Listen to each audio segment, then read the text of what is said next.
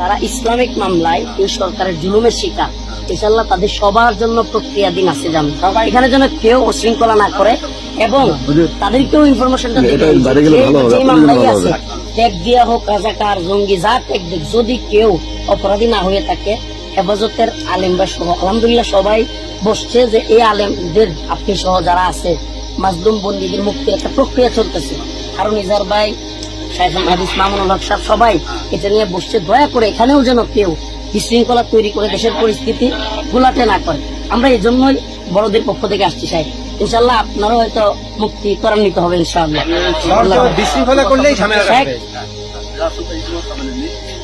আপনি ইনফরমেশন দিয়েন স্যার, আপনি বললেই কিন্তু হয়ে যাবে যে আপনি সবাই বলে দিবেন যে রফিক আসছিল, যে উপরেও তোমাদের ইয়াগুলো নিয়ে আলোচনা হচ্ছে যে তোমাদের মুক্তি, ইনশাল্লাহ অযথা এখানে বিশৃঙ্খলা করে না কেউ, মুক্তি হবে। আমি ওদেরকে বুঝিয়ে দিচ্ছি ইনশাআল্লাহ। আর খুব ভালো লাগলো সাহেব আপনারা দেখতে পারেন। সালাম আলাইকুম।